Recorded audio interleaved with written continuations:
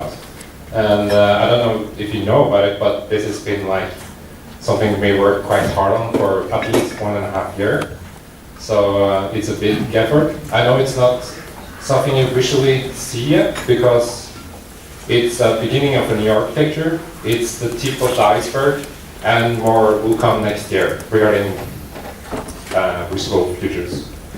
And saying that, we would like to do a short introduction on EasyPublish 5 here, also cover a bit on the DC aspect of it, which is quite important to many of you. And yeah, let's start with Damien. Or oh, let's start with me. Just a quick overview. We will go over the structure of the code, directories, what is what. Because for many of you this is, I guess, totally new. Some was shown yesterday, but we will go into it anyway. The template engine, public API, and then if Bachar gets there, the rest. A first little thing on the new architecture. One of the first things we started with was to really think about everything, all aspects, all naming and everything. So here we have a glossary for what things used to be called and what it's now called. So content object, or as many just refer to it as object, is now called content, which makes things easier when you meet the editor. Content class becomes content type because that's more used out there. Content attribute is just field. Class attribute, field definition, data type, field type, node, location. So basically the whole thing here is about making it the terms more useful for end users from the top to bottom. So we don't have different domain languages when we talk to different users, which would be confusing. And for the next one, there's also some glossary on different terms in Symfony. And I'll let Damien take care of that. Okay, so in Symfony we don't anymore talk about module and views. Instead we are using a quite standard vocabulary about MVC. So what we call a module is now what we will call a controller. A module view is now a controller action. When you want to fetch some objects or whatever in your templates, before we did fetch, now we will do sub request. We'll explain this after. Template operators are now filters in function in Twig. I will also show you a small example. Template function is now Twig tag. Extension are now bundles. Bundles are just a bit of code and configuration in the Symfony world. So we just adopt what exists in Symfony. And object state, I don't know why object states are here, but anyway. So we're going to talk about the EasyPublish 5 structure, how directories are organized, or you can get the code on GitHub and yeah, stuff like this. So the first thing to understand is that we have one meta repository, which is called EasyPublish 5, which actually is a meta repository. If you look at it, there's not so many things in it. So actually the big one is EasyPublish 5 API, which is EasyP Next, where there's lots of code and configuration and pretty much everything actually. And we also still have the EasyPublish 4 legacy repository, which is the legacy one, which we all know, I think, or you should at least. So when you install EasyPublish, you will get something like this in your directory. First, you have an app directory, which mainly contains very foundation things. I mean, it contains the kernel in terms of Symfony, it contains the application cache and so on, and it also contains the EasyPublish legacy, which is more or less easy publish 4.7 plus some additions and bug fixes. We are currently discussing about moving this out of the app directory, but yeah, just a detail. What you should keep is just that we embed Easy Publish Legacy into Easy Publish 5. The SRC directory is where you will put your own bundle, so your own extension, for your code, for your project, for what you have to do. In Vendor, you have the dependencies of your project. The main one is Easy System, Easy Publish, where there's most of the code which is run by Easy Publish 5. We also have Symfony, Twig, and Zeta components, because Zeta components are still used somehow at some point, so yeah, we have this. And the last one is Web, where you will find public things, so JavaScript, CSS, and also the front controller, the main front controller of the application, which is the entry point of Easy Publish 5 now.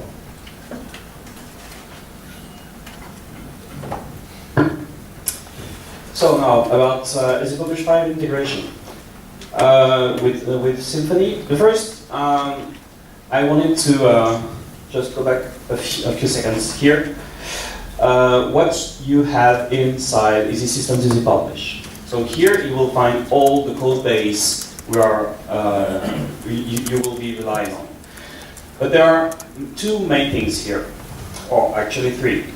The first, of course, the public API, but that will be covered a bit later by Onlay. And you will find the main bundles. Currently we have three, which are the core bundles for Easy Publish integration with Symfony. So we'll have the Easy Publish core bundle, Easy Publish legacy bundle, which makes the bridge between Symfony, the Easy Publish 5, Symfony, and Easy Publish legacy. And the third one will be the REST bundle, which will be covered by Bertrand.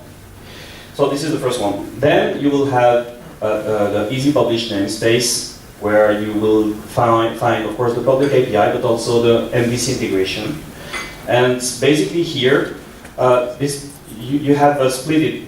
We have split it bundles with, let's say, libraries or core stuff.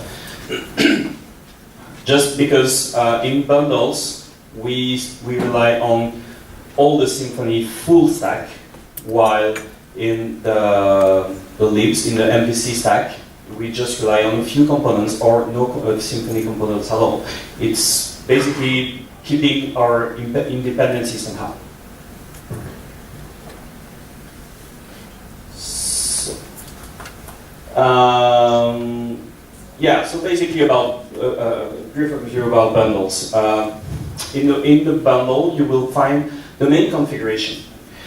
All bundles are basically configuration of your core, okay, of your core services. So your core business logic into the service container, so the dependency injection container, which is central in every Symfony application. So more or less, what you will find in the core bundle is this kind of configuration plus some additions to use the glue, the service container. So now Damien will present an overview of templates. Yeah. So first, I will show you another template. I think you all know what it's about. Here, maybe we just display a content. So it has some attributes, a name attribute and description attributes. We also fetch a random node and use it and render it through the line view. And after we just use a custom fetch. So this is, yeah, I expect that you all know everything about this. And now in Twig, we will have something that looks like this. So I will explain a bit the extents, but just after. First, you have still a template operator to render an attribute. So now instead of writing, yeah, good. Yeah. instead of writing attribute view GUI, you will write easy render field, which take a content and attribute identifier. And this function will actually call another template to render an attribute or a field, since we now using a new vocabulary. Sorry. And yeah, this is pretty much the same thing. So you are able to display attributes. Each field type has its own template and render quite easily. And it's quite easy to render any content. In the previous slide, we had a fetch function, which is fetch content node, which allows to get a node and render it through a view. So now to do this, you will use a sub request, because when you call render in the Twig template, actually the system does a sub request and call a controller and an action in this controller to get this node and render it as it should. So in Easy, we now have Easy Content, which is a shortcut for view controller, I think, or something like this. And then we call the action location. We pass the location ID, so that was the node ID, and just a view. And using this, you will just render the view line of this location. So this is pretty much the same. Instead of doing fetch and then calling the view, you just calling a controller that does both, actually. In the previous template, we had the custom fetch here, which is purely custom code that you may write. In the Twig, it's still possible. And actually, instead of writing a custom fetch and then writing custom template code, you will write a controller again, and an action, this controller, and then you will do your own business in it. This way, you're able to really decouple everything. I mean, there's a template part which is only supposed to render things, and business logic code which is only supposed to get things, to do some stuff on it, and just pass it to the templates. So that's pretty good. The good part about render is also that it calls sub request. So actually, this is an HTTP request, an internal HTTP request, and so you can benefit of HTTP caching and stuff like this. This is what explained Fabien yesterday. So we are just reusing what Symfony proposed to us. And the last thing is this first line, which is a bit weird when it comes to the templates, because each Twig templates are actually compiled into a PHP class. So the cool thing with this is that you are able to extend a template, which means actually that you will inherit and being able to override everything that is defined in the main template. So for instance, in this template, which is a page layout, we have defined a content block, which is the same as what we called module_result.content. And in each full view of a content, we will just redefine this block and put what we want to put in there. The good thing with this is that you can extend a template which already extends another one, and then just inherits and change only what you want. So this is really a cool thing, even if it's a bit not complex, but a bit weird at the first time, but it's really, really, really cool. And yeah, I think that's...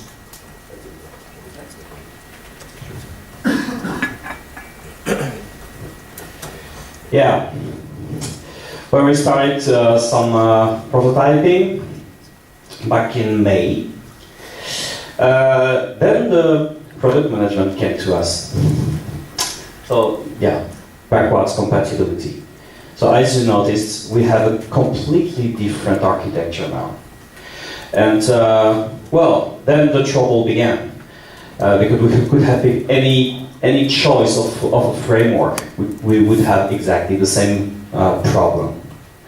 So, what was the challenge? We needed to be 100% data compatible, same database schema, but this has been already addressed by the public API and the legacy storage engine, and I will talk about it. Also include legacy templates in new ones.